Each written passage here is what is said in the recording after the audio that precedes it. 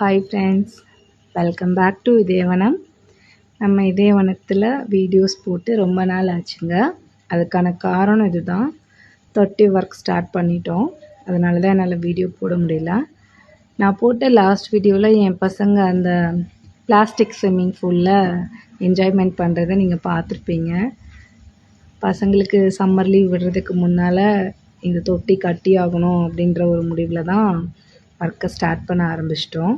ஆக்சுவலாக சம்மர் லீவுக்கு முன்னாலேயே இந்த ஒர்க்கை ஸ்டார்ட் பண்ணிட்டோம். நான் தான் வீடியோ லேட்டாக போடுறேன்.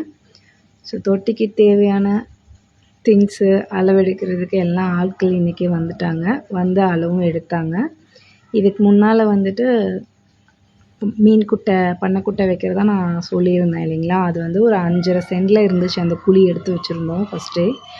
அந்த 5.5 சென்ட்லேயும் நம்ம கட்ட வேணாம் அப்படின்னு பிளான் பண்ணிவிட்டு ஒரு 2-2.5 சென்டில் தொட்டி கட்டிட்டு மீதி இருக்க இடத்துல வந்துட்டு கட்டுத்தர போடலான்னு பிளான் பண்ணியிருக்கோம். ஆடு மாடு கோழி எல்லாம் வளர்த்த.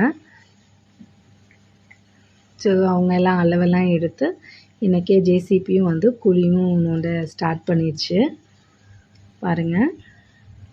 இதுக்கு அடுத்து நடக்கிற ப்ராசஸை நான் உங்களுக்கு சீக்கிரம் வீடியோ அப்லோட் பண்ணுறேன்.